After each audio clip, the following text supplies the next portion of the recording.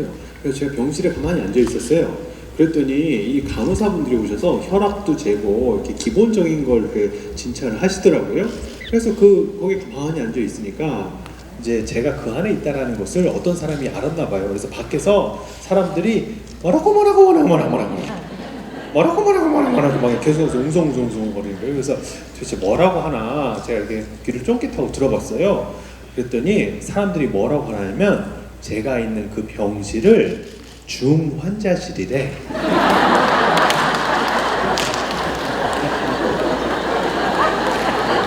중환자실. 네. 이걸 지금 상황이 무슨 상황인지 이해 못 하시는 분들이 네, 농담한 거였어요. 농담. 네. 이렇게 만나 뵙게 돼서 반갑고요. 네. 제가 이제 서울에 이제 마음치유학교라고 해서 우리 시대에 어렵고 힘든 심리적인 그러한 분들을 위해서 그 치유를 하고 있는데요. 가만히 보니까 이제 두 가지의 어떠한 그 타입의 사람들이 치유가 많이 필요하다는 것을 제가 깨달았어요. 이제 첫 번째는 제 독일 친구의 예를 들어볼게요. 이 친구 같은 경우에는 우리나라에 온 지 5년 됐어요. 5년 됐는데 첫 2년은 그 이제 서울에 있는 좋은 대학교에서 석사 프로그램을 했어요. 영어로. 그리고 나서 한국 회사에 취직이 돼서 3년 동안 지금 일을 하고 있는데 이 친구가 저를 볼 때마다 뭐라고 그러냐면 자기는 우리나라에 사는 것이 너무 싫대요. 아니 그런 얘기를 왜 저한테 하는지 모르겠어요. 그래가지고 야 왜 싫으냐 제가 이렇게 물어봤어요.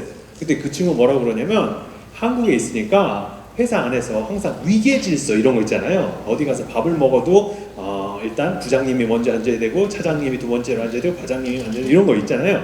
이런 것들 되게 찾는 게 너무 힘들고 또 한 가지는 어떤 자기의 창의적인 아이디어가 있어가지고 이렇게 내면은 그것이 항상 윗선에서 중간에 올라가다 다 잘린대요. 그래가지고 아니 내가 있으나 마나한 그런 사람인 것처럼 느껴지고 그리고 어느 대학 나오고 어디 출신이고 막 이런 거 따지는 거 있잖아요. 이런 것들 때문에 너무 힘들다라는 얘기를 하더라고요. 그래서 그 얘기를 들으니까 조금 일리가 있어요 없어요?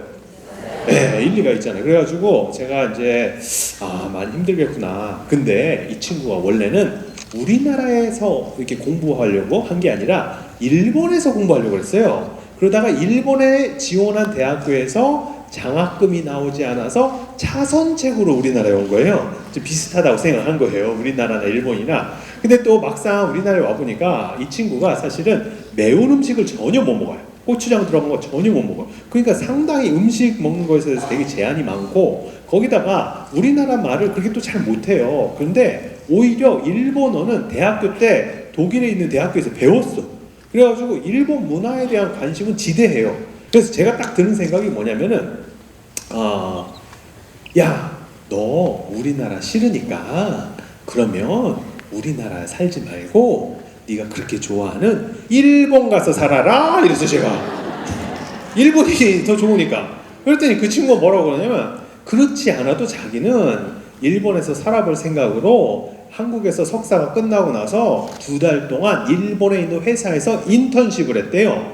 근데 막상 일본에 살아보니까 깝깝하기가 우리나라보다 훨씬 더 깝깝하대. 일본. 왜냐면 한국 사람은 누가 싫다 그러면 싫은 그 표정이 다 드러난대요. 얼굴에서 다 숨기질 못한대 우리나라 사람들은. 근데 일본 사람들은 너무나 잘 숨겨가지고 도대체 저 사람이 나를 좋아하는 건지 싫어하는 건지 일을 하겠다고 하는 건지 안 하겠다고 하는 건지 항상 헷갈리고 그래서 너무 힘들었다 이런 얘기 하더라고요. 그래서 그 얘기 또 들으니까 그럼 우리나라도 아니고 일본도 아니고 그러면 이 친구가 어느 나라 출신이에요? 독일이 잘 살아요? 못 살아요? 네, 그래서 야, 너 그러면 우리나라도 아니고 일본도 아니니까 독일 가서 살아라 이래서 제가 그때 그 친구가 뭐라고 그러냐면 자기는 지난 5년 동안 한국에 살면서 빨리빨리 문화에 적응이 됐대 지금 이미. 그래서 독일 가서 또 못 산대.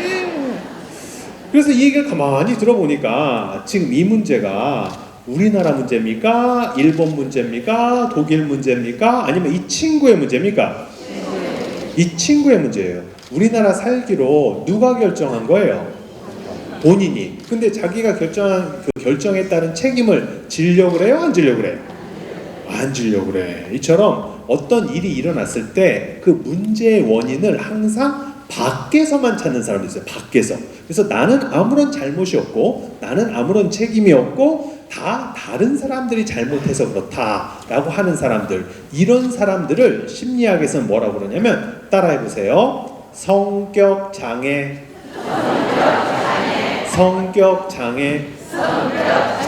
네, 캐릭터 디스오더, 성격 장애입니다. 그래서 이런 분들 같은 경우는 끊임없이 자기는 아무런 책임이 없다고 생각해요. 그래서 책임을 안 져요.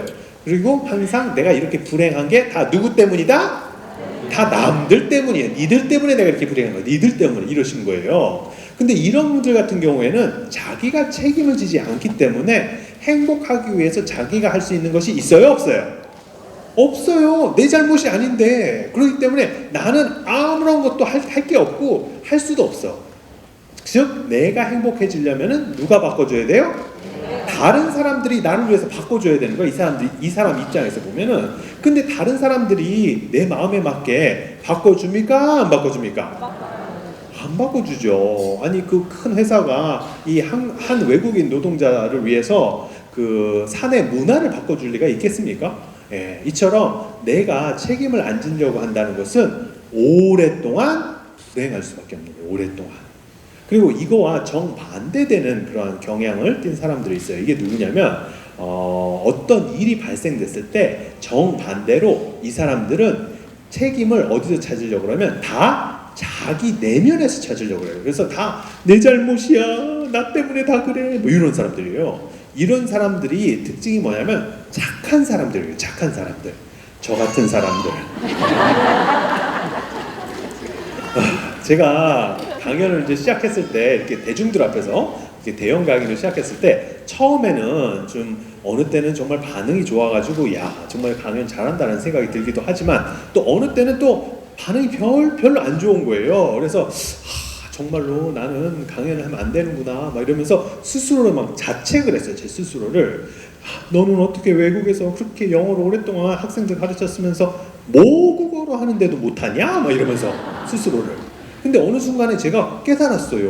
뭘 깨달았냐면 강연이 잘 안 되는 그 이유가 제 잘못만은 아니더라고 보니까. 네. 아유 감사합니다. 왜냐면 일단 어디 가면은 스피커 시스템이 너무 안 좋은 데가 많아요. 우리나라 공연장 중에. 그래서 뒤에서 소리가 웅웅웅 걸려서 잘 안 들린대요. 아니 그리고 또 어디서 또 강연을 할 때 보니까 평평한 데서 강연을 해야 돼요. 평평한 데서. 그러면은 뒤에서 사람들이 제 모습이 보여요? 안 보여요? 안 보여요. 그리고 어디 가서 강연을 하다 보니까 본인이 원해서, 여러분들처럼 원해서 온 게 아니라 그 억지로 일부러 누가 시켜서 와야 되는 그런 상황이에요. 당연히 그런 분들은 더 집중이 안 되겠죠. 그리고 성남에 가면 4급 공무원 이상 되시는 분들을 위한 연수하는 데가 있거든요. 전 거기 가서 강연을 했는데 세상에 저는 벽에다 대고 얘기하는 줄 알아서 벽에다 표정이 안 바뀌어 사람들이. 그래서 와 내가 정말로 잘 못하나 보다 막 이렇게 생각했는데 제가 평소에 좋아하고 유명한 우리 그 김정훈 교수님이나 김미경 선생님이나 뭐 김창욱 선생님 되게 유명한 스타 강사라는 분들 있잖아요. 그분들한테 물어보니까 한결같이 뭐라고 그러냐면 따라해보세요. 해민스님 거기는 모든 강사들의 무덤입니다.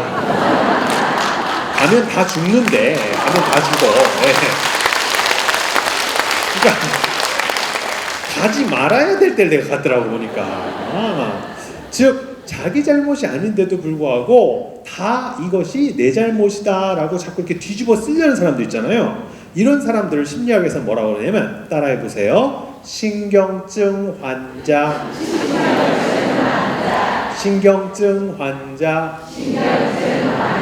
네, 영어로는 뉴로시스라고 그래요. 뉴로시스. 그래서 이 신경증 같은 경우에는 뭐냐면 항상 불안하고 초조해요. 다른 사람들이 나를 어떻게 판단할까 이런 것을 되게 민감하게 생각하고, 그리고 다른 사람들한테 착하게 보이려고 자기 스스로의 욕망을 자꾸 누르는 것에 되게 익숙해요. 그래서 이런 분들 같은 경우 참 그 삶이 되게 행복하지 않아요. 이 사람들 되게 불안하고. 그래서 이런 사람들도 역시 문제예요, 문제 아니에요? 문제예요. 그래서 이 두 가지 양상이 다 문제다. 하나는 자기 잘못이 아무것도 없다라고 하는 사람도 문제고, 반대로 자기 모든 게 다 자기 잘못이라고 생각하는 것도. 그래서 따라해 보세요. 우리에게는 적당한 책임이 있습니다. 적당한 책임이 있습니다. 네, 적당한 책임만 지시면 돼요. 그래서 내가 잘못을 안 했는데도 불구하고 상대방이 내 잘못이 아닌 것까지 막 그냥 덤탱이를 씌우려고 그러면 아니라고 말할 수 있어야 돼요. 아셨죠? 네, 선을 긋고 이건 제 잘못이 아닙니다 라고 얘기할 수 있어야 되고, 반대로 내가 분명히 선택을 해서 선택했다는 결과가 안 좋았는데 그러면은 그건 누가 책임을 져야 돼요? 내가 책임을 질 줄 알아야지 우리는 건강한 그런 삶을 살 수가 있다. 그리고 또 하나는 뭐냐면, 제가 왜 우리나라 사람들이 행복하지 않은가를 보니까 사실 행복의 근간은 뭐냐면은 있는 거 있는 그대로를 수용할 줄 아는 마음이에요. 수용. 사실 그 성철 스님 같은 경우도 보시면 날마다 좋은 날이라고 말씀하셨어요. 근데 한번 생각해 보세요. 태풍 부는 날이 어떻게 좋은 날일 수가 있겠습니까? 예, 그래도 좋은 날인 거예요. 왜냐하면 수용하실 수 있기 때문에. 뭐든 수용하실 수 있는 마음이 그 깨달으신 분들, 그런 분들이 행복한다는 게 수용할 줄 안다는 거예요. 그런데 이게 잘 안 돼요. 그래서 그걸 어떻게 하면 할 수 있을까를 고민해 보다가 제가 이것을 여러분들하고 나누고 싶어서 얘기해 왔습니다. 따라해보세요. 장점이 단점이고 단점이 장점입니다. 네, 제가 이제 작년인가 어디 그 부산 쪽에 강연을 갔는데 거기 계신 보살님이 그러는 거예요. 스님, 우리 아버지가요 부산 분이라서 집에 오면 말이 없어요. 그래서 제가 나중에 결혼을 하면 서울에 있는 상냥한 남편을 만나서 집에서 대화의 꽃을 피우려고 했거든요. 그런데요 스님, 제가 정말로 그런 사람을 만났어요. 그런데요 스님, 그분이, 그 양반이 저한테만 상냥해야 되는데 온갖 여자들한테 다 상냥해. 온갖 여자들한테. 따라해보세요. 장점이 단점이고 단점이 장점입니다. 네, 이해되시죠? 이런 식으로 어떤 상황이 벌어졌을 때 사실 단점이라고 생각하는 것도 가만히 보면 장점이 될 수 있어요. 그렇죠? 네, 저희 속가 아버님 같은 경우도 보면은 되게 가난하셨어요. 되게 가난하시다 보니까 꾸준하게 가난하셨어요. 그래서 남들한테 이렇게 베푸는 걸 잘 못하시는 거예요. 가난하시다 보니까. 근데 우리가 좀 그 가난해도 사실 베풀 수 있어요, 없어요? 네, 근데 그걸 잘 못하시더라고. 그래가지고 저는 어렸을 때부터 아버님을 존경하고 싶었는데 그게 잘 안 됐어요.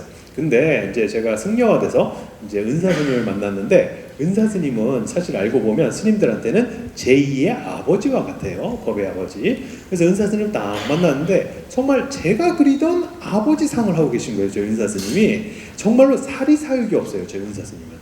그래서 뭘 선물 이렇게 누가 주시면은 다 나눠줘요. 주변에 있는 젊은 스님들 나눠주고 그래요. 그리고 어디 가서 밥을 먹어도 아무리 부자 신도가 밥값을 낸다고 그래도 은사 스님이 다 내고 그러세요. 그래서 야, 정말로 내가 원하던 그런 아버지 상을 만났다 드디어. 그래서 되게 행복했어요, 제가. 근데 이제 하루는 은사 스님 방을 진공 청소기로 제가 이렇게 청소를 이렇게 해드리고 있었는데, 그 은사 스님 책상 위에 있는 신용카드 청구서를 봤는데 빚이 장난이 아닌 거예요. 1,000만 원이 넘어요. 1,000만 원이. 따라해보세요. 장점이 단점이고 단점이 장점입니다. 네, 말을 이렇게 되게 투박하게 하시고 이렇게 말이 없으신 분, 과묵하신 분들이, 그래도 그분들이 속정이 있어요, 없어요? 있어요. 저희 은사 스님도 속정이 있으세요. 정말 과묵하신데. 그리고 저희 속가 아버님 같은 경우는 다른 사람들한테는 잘 못 베풀었는데 저희 어머니한테 되게 잘하셨어요. 그래서 제가 이렇게 정서적으로 안정이 좀 된 게 아버님의 그런 장점이 있으셨기 때문에 그렇다. 그래서 여러분들 아마 그 누군가의 단점이 눈에 들어올 거예요. 근데 그 사람의 단점이라고만 생각하지 말고 다른 면에서 보면 그게 또 뭐예요? 장점이 또 될 수 있는 것이다. 제가 이제 마음치유학교에서 이렇게 여러 사람들, 정말 우리 시대에 어렵고 힘든 사람들을 위해서 제가 시작을 했거든요. 사실 세월호 이렇게 사건 일어나면서 사고 일어난 후에 어떻게 하면 제가 이제 종교인으로서 무언가를 할 수 있을까라는 생각을 해서 이 아이를 비롯해서 먼저 저 세상에 그 가족을 보내신 분들을 위한 치유 프로그램을 그때 시작을 했어요. 그리고 나서 이제 해보니까 너무 좋더라고. 그래서 이제 그 장애인 아이를 기르고 있는 엄마들을 위한 프로그램 했고, 그 다음에 뭐 취업이 안 되는 우리 젊은 아이들의 그런 자존감을 높여주는 프로그램, 아니면은 그 유산을 경험하신 분들, 아니면 갑자기 암에 걸리신 분들, 뭐 다양한 분들을 이제 모시고요. 어렸을 때 성 트라우마를 겪으셨던 분들. 그런데 이런 것을 하다 보니까 저 혼자 할 수 있는 게 아니잖아요. 그래서 전문가 선생님들하고 같이 하고 있습니다. 전문가 선생님들하고. 근데 이 전문가 선생님들이 어떤 선생님은 너무너무 잘해주시고 어떤 선생님은 잘 못하는 것 같이 느껴지는 거예요. 좀 게을러, 내가 봤을 때는. 네, 그래서 아니 부지런하면 참 좋을 텐데 왜 이렇게 부지런한지 못하나 이런 생각이 들었어요. 그래가지고 제가 이제 이거를 계속 갖고 있으면 안 좋잖아요.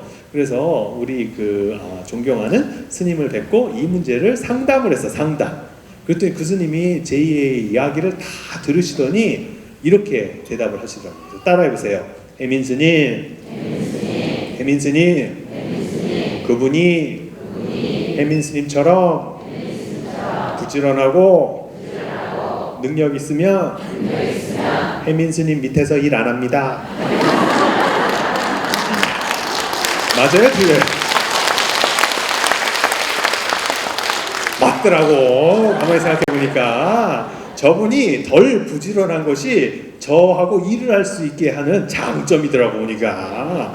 그래서 여러분들도 주변에 좀 마음에 안 드는 사람이 있을 거예요. 자기 일을 하는데 일을 해줄 사람이 좀 마음에 안 들거나, 아니 우리 아이들이 좀 마음에 안 들거나 하지만 그것을 한번 돌이켜 한번 보시길 바라겠어요. 아셨죠? 네. 그리고 들어오셨을 때 무슨 그 물티슈 같은 거 하나씩 받으셨나요? 네. 그럼 그걸 이제 밖으로 꺼내세요. 꺼내시는데 이제 까지는 마시고 그냥 꺼내기만 하세요. 그 다음에 따라해보세요. 우리가 우울한 이유는 못 놀아서 그렇다. 네, 지금부터 뭘 해볼 거예요. 그래서 뭘 하는데 지금 자기가 평소에 좋아하는 유명한 사람 한 사람을 지금부터 생각하세요. 남자면 남자를 생각하시고 여자면 여자, 유명한 사람, 연예인도 좋고요, 스포츠 스타도 좋고요, 정치인도 좋고요, 작가나 뭐 아무나 좋습니다. 근데 뭐 옛날 위인전에 나오셨던 분이랑 상관없어요. 유명해야 돼, 유명해야 돼. 우리 엄마 그러면 안 돼요. 아무리 내가 좋아해도 우리 엄마를. 어디 가니까 뭐 김연아, 강부자, 신사임당, 송중기 뭐 엄청나게 나와요. 생각하셨습니까? 네, 아무나 편하게 시험 보는 거 아니니까. 생각하셨습니까?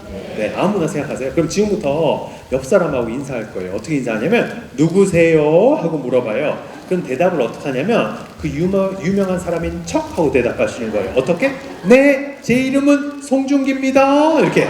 도대체 오른쪽 왼쪽에 어떤 유명한 분이 와 계시는지 지금부터 확인해 주세요. 하나, 둘, 셋. 누구세요? 네. 이제 저한테 이제 여러 가지 질문들을 사람들이 하는데 그 중에 가장 큰 질문 중에 하나가 스님, 저도 모르게 자꾸 화가 올라와요. 그래서 제가 감정 조절이 잘 안 돼요. 어떻게 하면 제 감정을 잘 다룰 수가 있겠습니까? 이 질문을 되게 많이 하세요. 그런데 우리가 감정을 이렇게 컨트롤 한다는 게 쉬운 게 아니에요. 예를 들어서 화가 막 일어나는데 그 화에다 대고 야 사라져라 이런다고 사라져요? 안 사라져요? 안 사라져요. 그런데 이 감정을 참 다루는 게 힘들지만 이 감정하고 똑같은 몸이 있어. 똑같은 몸이 있어. 그게 뭐냐면은 바로 숨이에요. 숨. 뭐라고요? 숨. 네. 그래서 내가 화가 막 나고 힘들고 그랬을 때 사실은 숨으로 돌아오면 나도 모르게 자연스럽게 감정도 조절이 된다는 거예요. 예를 들어서 여러분이 마음이 되게 평온하고 행복할 때 숨을 어떻게 쉬어요? 평온하고 깊게 쉽니다. 반대로 내 마음이 되게 거칠고 불안하면 숨을 어떻게 쉽니까? 거칠고 불안하게 쉽니다. 그래서 내가 감정을 조절할 수 없으면 숨을 먼저 조절을 하면 감정은 따라서 조절이 된다는 거. 그래서 지금부터 숨을 쉬어보겠어요. 그래서 어깨 긴장을 풀어보세요. 다음에 손을 탁탁탁탁 털으셔서 무릎 위에 편안하게 올려놓으시고 이제 눈을 감고 고개를 너무 뒤로 확 젖히지 마시고요. 숨을 한 6번 편안하게 쉬시겠습니다. 약간 그 어깨가 들썩거릴 정도로 하나 둘 셋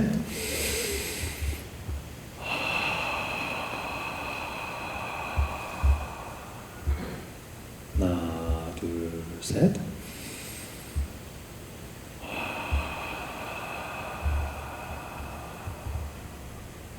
하나 둘 셋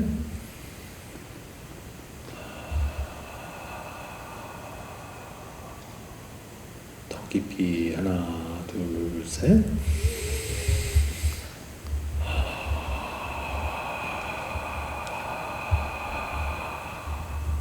하나 둘 셋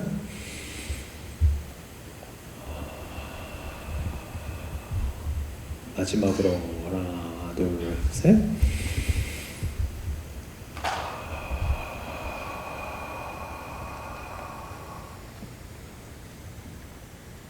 지금 천천히 눈을 떠보세요. 지금 마음 안에 복잡한 생각들이 있어요? 없어요? 없죠? 네. 그 많던 생각들이 다 사라져 버렸어요. 그런데 우리 특별히 뭐 한 거 있어요? 없어요? 그냥 숨 쉬었어요. 숨 쉬어서 숨을 좀 편안하게 의도적으로 쉬었어요. 그랬더니 내 마음도 또한 어떻게 됐어요? 편안해졌어요. 그 많던 복잡한 생각들, 고민들, 번민들도 사라져 버렸어요. 그래서 이처럼 내가 감정을 조절할 수 없고 또 생각의 꼬리에 꼬리를 무는 것을 멈출 수가 없다면 뭘로 돌아오면 된다? 숨으로 돌아와서 지금처럼 편안하게 의도적으로 숨을 좀 쉬어보세요. 아셨죠? 네. 그리고 나서 이제 또 강연을 계속 해야 되는데 제가 사실 희한하게 뭐냐면 사람들이 저한테 육아 상담을 하려고 그래요. 이상하지 않아요? 네. 왜 스님들한테 그런 걸 그래서 그 어떤 분이 이래요. 스님, 제가요 애를 낳고 나서요 마음이 우울해졌어요. 스님, 어떡하면 이 우울한 마음을 벗어날 수 있을까요? 이렇게 산후 우울증을 어떻게 극복하는지 저한테 물어봐요.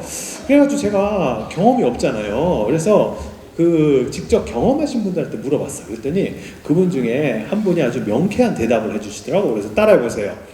우리 애가 어린이집에 들어가는 순간 우울증에서 벗어납니다. 맞아요? 틀려요? 맞더라고. 가만히 보니까 뭐냐면 애가 딱 나오면은 자유가 있어요? 없어요? 없어요. 그리고 집에만 있어야 되잖아요. 또 애하고 둘이. 그러니까 아무래도 그리고 모든 사람들이 다 애한테만 관심 있고 나는 갑자기 투명 인간이 된 것 같고 그럴 거예요. 하지만 이 애가 시간이 지나면은 어린이집에 갑니까? 안 갑니까? 가요. 그래서 내가 마음이 조금 우울하고 힘들 때 그럴 때 드는 생각들을 우리가 믿으면 안 돼요. 내가 마음이 우울할 때 드는 생각들은 정말로 이런 우울한 느낌이 계속 죽을 때까지 계속 이럴 것 같은 느낌이 들어요. 실제로. 근데 상황은 변한다 안 변한다? 변하는 거예요. 그래서 내가 우울할 때 잘못 생각이 들 수 있어요. 그러면 그 생각 하나를 잘못한 걸 따라가면은 막 자살도 하고 그러는 겁니다. 그래서 절대로 우울할 때 드는 생각은 진실이다, 진실이 아니다. 진실이 아니다. 고등학교 3학년 때 대학교 들어가기 위해서 공부했잖아요. 그랬을 때 입시의 터널이 끝이 있을 것 같이 느껴졌어요? 끝이 없을 것 같이 느껴졌어요? 없을 것 같이 느껴졌어요. 그 당시에는. 하지만 끝이 있었어요? 없었어요? 있었어요. 그렇기 때문에 마음이 좀 우울하다고 해서 절대로 그것이 끝은 아니라는 사실, 상황은 변한다라는 사실을 잊지 마시길 바라겠어요. 그리고 또 이렇게 질문해요. 스님, 우리 애가요 중학생인데 엄마 말 너무 안 듣고 공부도 지질이 안 해요. 스님, 어떻게 하면 우리 애를 엄마 말 잘 듣고 공부 잘하는 애로 만들 수 있겠습니까? 이렇게 물어봐요. 그런데 제가 경험이 있어요? 없어요? 애 키워본 경험이.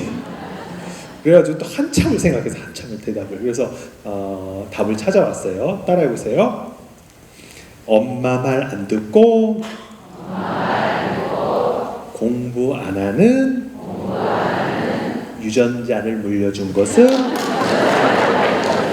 바로 납니다. 네.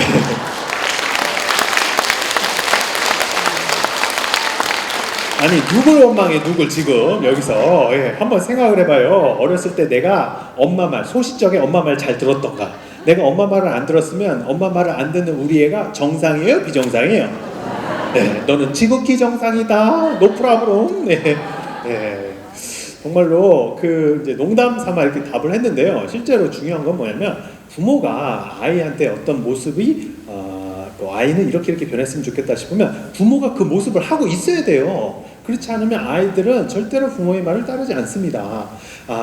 특히 이제 사춘기 애들이 그러거든요. 근데 사춘기 애들을 많이 키워본 애가 두 번째, 세 번째 아이가 사춘기에 접어들면 그렇게 당황을 안 하는데, 첫 번째 애가 사춘기에 딱 접어들면 이제 엄마들이 되게 당황을 해요. 근데 이 사춘기 시절에는 어때요? 자기만의 어떤 독특한 정체성을 찾아가는 시간이잖아요. 그러니까 당연히 부모님하고도 시간 안 보내려고 그러고 친구들하고만 어울리려고 그러고, 이런 것이 어떻게 보면 자연스러운 거예요. 맞죠? 네, 그렇지만 이런 아이들이 이제 사춘기 접어들면서 괴물같이 이렇게 변해도 이 아이들이 다시 인간계로 돌아온다라는 거, 시간이 지나면 다시 인간의 모습을 하고 있어요. 네, 그렇기 때문에 좀만 기다리시고요.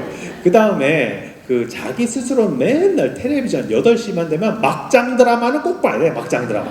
그런데 이제 학원에서 딱 돌아오는 애한테, 야 너는 텔레비전 보지 말고 네 방 가서 공부해. 그럼 말빨이 서요 안 서요? 안 써요. 본인은 공부를 안 해. 본인은 1년에 책 한 권을 안 봐. 그래갖고 애한테 맨날 뭐 책 보라 공부해라 말빨이 안 쓰는 거야. 말빨이. 그래서 제가 이제 동의보감을 공부하려고 하다 보니까 이제 명리학 있잖아요. 그걸 공부해야 되더라고. 음양 이걸 모르면은 못 하더라고요. 동의보감이. 그래서 그걸 공부하다 보니까 참 깜짝 놀란 것을 배웠는데, 뭐냐면 이 공부의 운이 있어요. 사람마다. 이 공부의 운이 뭐라고 그러냐면은 이것을 인성이라고 그래. 근데 인성하고 똑같은 경향을 띠는 게 있는데 그게 뭐냐면 엄마예요. 엄마. 결국 아이의 공부의 운을 열어주고 싶으면 엄마가 공부하면 돼요. 정말로 그래요. 그래서 정말로 내 아이가 공부를 좀 잘했으면 좋겠다, 공부에 관심을 좀 있었으면 좋겠다, 그럼 누가 공부하면 된다? 엄마가 공부하면 정말 아이 공부 운이 열려요. 희한하게. 그래서 여러분들 엄마 스스로가 지금이라도 늦지 않았으니까, 왜냐면은 사실 나도 모르게 아이한테 물려주는 세계관은 부모님의 그 세계관만큼 물려줘. 내가 요만한 세계관을 갖고 있으면 아이들도 요만한 세계관을 가져요. 보통 내가 이만한 세계관이 있으면 좀 아이들도 좀 큰 세계관을 갖고 있고. 그래서 예를 들어서 이제 많은 분들이 저한테 우리 아이들이 요새 꿈을 씁니다. 그러니까 미래에 대한 꿈이 없어요. 꿈이 어떻게 하면은 정말 아이들이 상처받지 않고 여러 가지 다양한 꿈을 꾸게 할 수 있겠습니까? 라고 저한테 물어봐요. 근데 이제 제가 드는 생각이 뭐냐면, 부모님이 정말 세계관이 작으면은 아이들도 꿈을 꿀 수 있는 그런 꿈들이 작아요. 많지가 않아. 선택사항이 많지가 않아요. 그래서 나도 모르게 부모님들은 야 저거 하면 전망이 좋다더라 하는 것도 실제로 되게 작은 범위 안에서 이제 찾습니다. 아마 여러분들한테 제가 하얀 종이를 드리고 아는 직업을 다 적어보라고 그러면 300개 이상을 못 적으실 거예요. 그런데 우리나라에는 직업 10,000가지 직업이 있어요. 거기다가 전 세계적으로는 30,000가지 직업이 있어요. 30,000가지.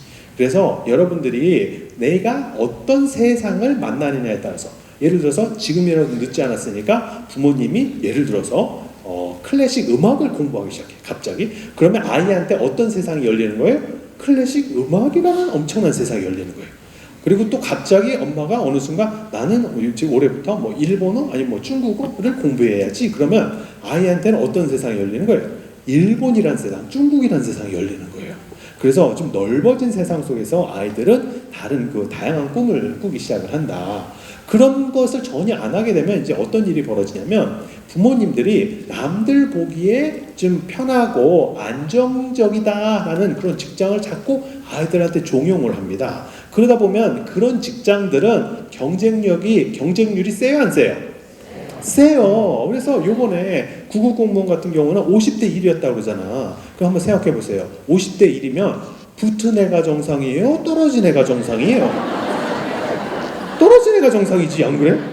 어떻게 49명이 떨어졌는데 너 어떻게 붙었냐? 예. 예, 그러니까 이게 그래서 많은 아이들이 저를 찾아와서 스님 제가 요번에도 또 떨어졌어요. 제가 3년째 고시원에서 살고 있는데 계속해서 이 공부를 해야 되는지 말아야 되는지 저는 이 길밖에 생각을 안 해봤어요. 이러는 거예요 저한테 와서. 그래서 그런 애들 볼 때마다 너무 가슴이 아파요. 그래서 제가 해주는 말이 있어요. 이것도 역시 농담 반 진담 반이에요. 어떻게 얘기하냐면 불가의 문은 화들짝 열려있다.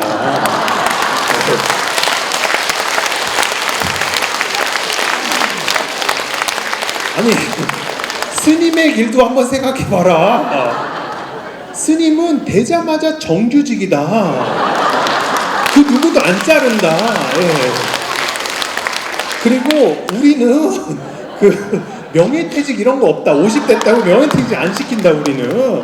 네. 그리고 요새는 시골로 가면 갈수록 빈절도 많이 나온대요. 네. 그러니까 예. 그래서 아니 굳이 그렇게 남들이 하는 거 하겠다는 것만 맨날 쫓아하고 자기가 어떤 것이 맞는지 좀 정확하게 알아볼 만한 그런 노력을 하지 않고 그 작은 세계관에서 이렇게 뭔가를 하다 보면은 고생스러운 거예요. 아이도 고생스럽고 그걸 지켜보는 부모도 고생스럽고 그래서 그런 아이들한테 희망을 줄 수 있고 좀 더 좋은 선택을 할 수 있게 만들려면 누가 공부해야 된다? 엄마가. 아버지가 지금이라도 늦지 않으니까 공부를 하세요. 아셨죠? 네. 그렇게 공부를 하다 보면은 나도 모르게 내 안에 있는 가치관이 새로 딱 씁니다.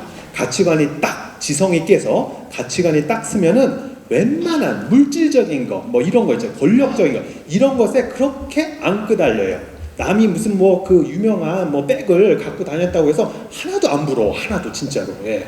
근데 나는 그런 가치관이 지성이 안 깼어. 그러면 남들이 뭐 가지고 있고 남들이 뭐 하면 그것이 괜히 막 좋아 보이고 심술나고 막 질투나고 그러는 거예요. 그래서 내 안에 있는 그 지성을 알차게 일깨울 때 웬만해서 다른 그러한 그 유혹을 넘어간다 안 넘어간다?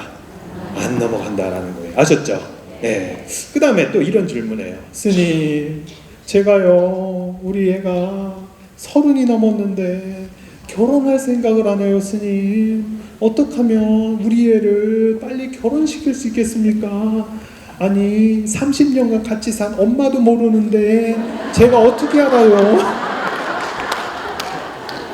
그래가지고 제가 또 한참을 생각해서 한참을 어떻게 대답을 하지? 그래가지고 여러분 따라해보세요. 애야 엄마는 너를 너무너무 사랑하지만 하루빨리 집에서 나가라. 빨리 집에서 내보내야 돼. 왜냐면 집에 있으면은 밥을 누가 합니까? 빨래를 누가 합니까? 청소를 누가 합니까? 설거지를 누가 합니까? 날에도 결혼 안 해요. 날에도. 특히 딸 같은 경우에 결혼을 하면은 맨날 어때요? 제사한다고 불려다녀야지, 명절 스트레스 받아야지, 애 나 덜커덕 나오면은 육아해야지, 얼마나 힘들어요. 그런데 혼자 살면은 그 모든 것을 누가 해야 돼요? 자기 스스로가. 그러니까 아 이거 혼자 사니까 참 힘들다. 누구랑 좀 같이 살았으면 좋겠다라는 연애 본능이 꿈틀꿈틀거릴 것 같아요. 연애 본능이. 그리고 또 따라해보세요. 연애도 해본 애들이 잘합니다. 네, 어떤 엄마들은 되게 막 보수적이셔가지고 야 딸이 대학생 딱 됐는데 야 너는 연애하지 마. 지금 연애하지 마. 나중에 엄마가 골라주는 사람하고 결혼하면 돼. 이래요. 근데 막상 20대 초반에 결혼을 안 했는데 아니 연애를 안 해봤는데 20대 후반에 연애가 됩니까 안 됩니까? 안 되죠 당연히. 그래가지고 그 특히 제가 가만히 보니까 솔직한 얘기로 착한 애들이 결혼 생활 잘하는 거 아니에요. 보니까 여우 같은 애들이 결혼 생활을 잘해보면 그런 애들이 남자를 또 잘 물어. 가만히 보니까. 왜냐면 걔네들은 많이 만나보니까 아 어떤 사람하고 나하고 맞고 어떤 사람하고 나하고 안 맞고를 알아요. 근데 이게 이 사람이 잘못된 게 아니라 나하고 맞는 조합이 맞기 때문에 이 사람이 좋은 사람인 거예요. 이해되시죠? 이 사람이 뭐 원래 나쁜 사람이기 때문에 그런 게 절대로 아니고. 그리고 이렇게 연애를 하다 보면 어떻습니까? 여러분 그 연애에 그 이제 맞췄을 때 연애가 헤어질 때 되게 우아하게 헤어집니까? 아니면 치사하게 헤어집니까? 치사하게 그러면서 자기 스스로가 얼마나 완벽하지 않은가, 나도 얼마나 이기적인 인간인가라는 것을 통찰해내야 돼. 통찰. 이 통찰이 없으면은 결혼, 특히 착한 애들, 그런 연애 경험이 없는 애들이 결혼을 덜커덕 했을 때 왜 오빠는 나를 그렇게 사랑한다는데 왜 내 마음에 맞게 안 해주는 거야, 이렇게 자꾸 요구만 할 수가 있어요. 그런데 그 모든 관계는 어느 정도 지내다 보면은 약간 양보해야 되는 것이 있고, 그렇죠? 예, 그리고 내가 포기해야 되는 것이 있는데 그것을 잘 모르는 상태에서 그냥 꿈에 젖어가지고 결혼 생활을 하다 보면은 1, 2년 안에 막 파장나는 그 사람이 되게 많아요, 요즘. 그래서 여러분들 그 아이들이 잘 연애를 할 수 있도록 부모님들이 이렇게 좀 얘기를 해주세요. 아셨죠? 예. 그리고 혼자 살게 되면 연애도 잘한대. 왜 그런지 난 모르겠어. 네, 하여간 네, 그렇습니다. 네. 그리고 이제 제가 또 또 저한테 부부관계 상담을 또 그렇게 하려고 그래요, 사람들이. 그래가지고 스님, 남편하고 계속 살아야 돼요, 말아야 돼요, 이걸 저한테 물어봐, 저한테. 그래서 이걸 참 고민스럽더라고요. 그래서 어떻게 대답을 해줘야 되나. 근데 참 이제 제가 가만히 보니까 이 남성들이 그 남편한테, 이제 아내한테 이런 거 해주면 참 좋겠다는 게 있고, 아내분들이 남편한테 이런 걸 좀 해주면 좋겠다라는 것이 있더라고요. 그걸 제가 이제 이제 상담을 많이 하다 보니까 그걸 깨달은 게 몇 가지 있는데, 여러분들한테 말씀드릴 테니까 써먹으시고요. 만약에 맞다 싶으면, 안 맞다 싶으면 저 양반이 결혼을 안 해서 뭔 소린지 모르겠다, 한 귀로 듣고 한 귀로 버리세요. 아셨죠? 네. 그래서 첫 번째가 뭐냐면 바로 이제 남편분들이 아내한테 이런 거 해주면 좋겠다는 거 먼저 할게요. 따라해보세요. 첫 번째. 돈만 벌어다 주지 말고 아내하고 놀아주자. 네, 이 시간을 같이 보내는 게 상당히 중요해요. 근데 우리 남편분들은 40대 50대 때 바쁘다는 핑계로 월급만 갖다 주고 별로 시간을 안 보내는 그런 분들이 있어요. 그러면 이제 아내분들이 어느 순간부터 터득을 합니다. 뭘 터득을 하냐면 이 남편 없이도 인생을 즐겁게 사는 방법들을 터득을 해요. 그렇죠? 그래서 주중이 바빠요, 안 바빠요? 나름 바빠, 엄청 바빠.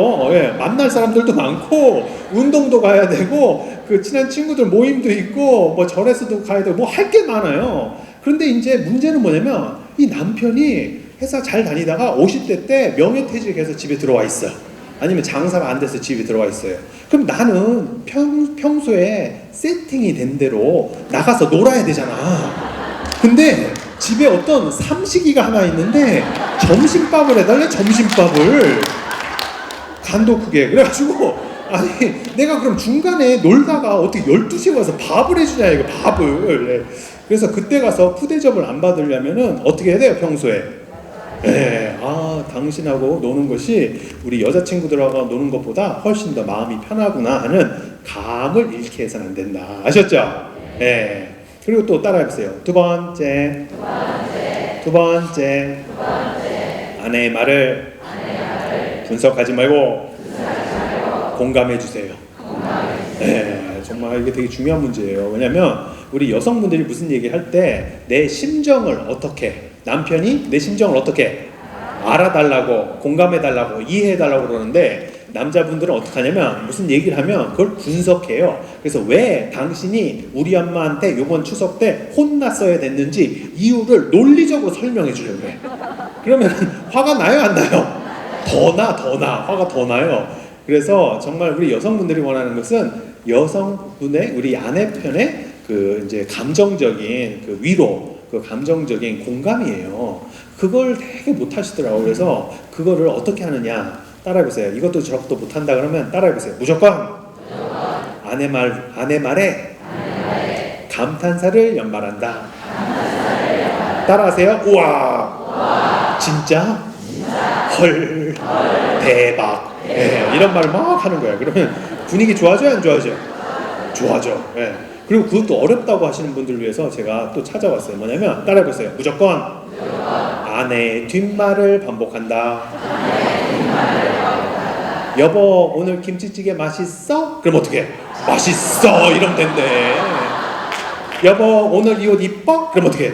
이뻐 이러면 된대. 네. 너무 분석하려고 하면 돼요? 안 돼요? 안 돼요. 그 말을 들어주고 공감을 해주세요. 공감을 원하는 거예요. 그 다음에 따라해보세요. 세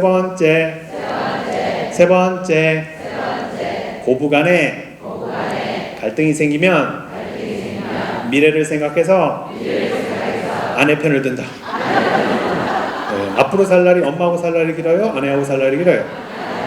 네, 엄마한테 내가 좀 잘못해도 엄마는 나와의 관계를 끊어요? 안 끊어요? 안 끊어. 아내는 끊어요? 안 끊어요? 끊어요. 정말 이 아내분들이요 사실은 되게 시댁 식구 안에서 시집 안에서 되게 불안한 존재예요. 왜냐하면 남편은 그 존재 자체가 사랑스러워. 존재 자체가 시어머니 시아버지 눈에. 그렇지만 아내는 뭐예요? 네가 하는 거 봐서 사랑스러워. 그래서 조건부가 붙어. 조건부가. 그래서 아내는 되게 불안해요. 이럴 때 남편이 나서서 교통정리를 해줘야 돼요. 근데 교통정리를 안 해. 엄마와의 관계를 아내하고. 그러면 어떻게 되냐면 효자라고 뒤로 쑥 빼져.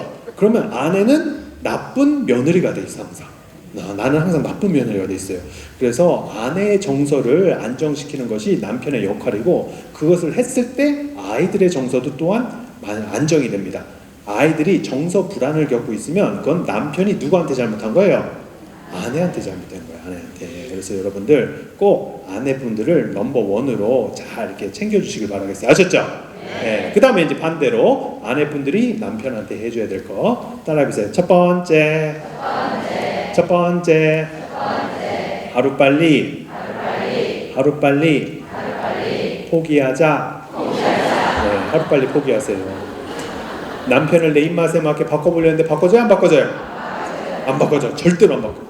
좀 술 좀 그만 먹으라고 해도 계속 마시고 담배 좀 그만 피라고 해도 맨날 피고 양발 좀 벗어가지고 세탁기 제대로 집어넣으라고 해도 제대로 집어 안 넣고 치약 좀 중간부터 짜지 말라고 해도 맨날 중간부터 짜고 그래서 남편을 개조하려고 하는 것보다 어떻게 하는 편이 더 빠르다?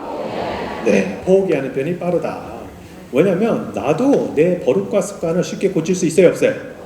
없어요. 나는 나를 안 바꾸면서 꼭 보면 남들을 바꾸려고 해요. 남들을. 그래서 그것은 사랑이 아니라 뭐다? 욕심이라는 거. 아셨죠? 네, 어느 정도 있는 그대로를 인정해 주는 게 사랑입니다. 그 다음에 또 따라해보세요. 두 번째. 아이들하고 작당을 해서 남편을 왕따 시키지 말자. 네, 그래서 우리 남자들이 외로워 죽겠어. 정말 40대 50대 보면은 정말 사춘기 접어든 애들은 아버지가 와도 있는지 없는지 관심이 없고 그냥 자기 문 탁 잠그고 자기 방에 들어가 버리고 아내도 정말 그 시집과의 관계 아니면 뭐 직장 생활 하시는 분들은 또 아내 나름대로도 되게 힘들잖아요. 그렇기 때문에 서로가 그 위로를 받고 싶어 하는데 그 누구도 이 위로를 안 해주는 거야. 서로에게. 그렇기 때문에 되게 정서적으로 되게 외로움을 많이 느낍니다. 40, 50대들이. 그래서 여러분들 정말 아이들하고 좀 시간을 많이 보내기 때문에 엄마하고 좀 정서적으로 가깝잖아요. 그러면은 이제 남편을 나도 모르게 아웃시킬 수 있는데 그러면은 안 돼요. 왜냐면 좀 제가 보니까 참 이거와 관련돼서 그러면 계속 말씀드릴게요. 따라해보세요. 세 번째. 네, 이건 액션이 필요해요. 오른손으로 큰 누나의 마음을 일으켜서 남편을 측은하게 여긴다. 네, 왜냐하면 그 남성들이요, 제가 어디서 들었는데 그 아내분들이 먼저 저 세상으로 떠나면 남편분들이 3, 4년 안에 같이 죽을 확률이 되게 높아진대요. 60대가 지나서. 근데 반대로 남편이 먼저 저 세상으로 떠나면 아내는 1, 2년 좀 우울하다가 장수를 한대. 어차피 유산도 다 내 거고 맨날 삼식이도 이제 없고 이제 내가 어차피 뭐 나랑 놀아주지도 않았는데 친한 친구들하고 잘 마음대로 눈치 안 보고 놀 수 있고 이렇다는 거예요. 그리고 실제로 60살이 넘어서 필요한 것들 여성들한테 말하라고 그러면 뭐예요? 돈, 친구, 딸, 뭐 찜질방 뭐 이런 거예요 보면은. 근데 남자들은 아내, 와이프, 애엄마, 집사람, 부인 한 명만 있으면 돼. 한 명만. 네, 그래서 끊임없이 아내하고 놀려고 그래, 아내하고. 왜냐면 여성들은 나이가 지나도 관계의 지도를 여러 개 그리고 살아. 동창들 모임, 뭐 절에서 만나는 모임, 뭐 해가지고 있어요. 만나는 모임들이 뭐 골프 치는 모임, 뭐 화토 치는 모임, 뭐 많아. 근데 이제 중요한 건 이 남자들은 그 나이가 들면 들수록 일과 관련된 사람들과 만나다가 퇴직을 해요. 퇴직을 하면은 만날 사람이 더 없어. 그러니까 텔레비전하고 와이프밖에 없는 거예요. 텔레비전하고 와이프밖에. 그래서 정말 남자들은 시간이 가면 좀 불쌍한 존재가 된다. 그리고 여성분들은 밥을 해주는 권능이 있다. 권능이. 그렇기 때문에 여러분들 네, 좀 남편을 좀 불쌍하게 여기세요. 아셨죠? 아이고 우리 남편 내가 밥 안 해주면 어디 가서 밥이라도 한 끼 얻어 먹겠나, 이런 큰 누나의 마음으로, 큰 누나의 마음, 대자 대비하신 관세음 보살님의 마음으로 우리 그 남편분들 좀 이렇게 봐주셨으면 좋겠습니다. 네, 박수 한번 주세요.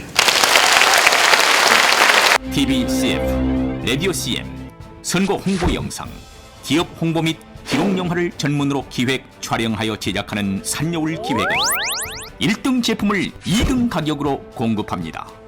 산여울 기획.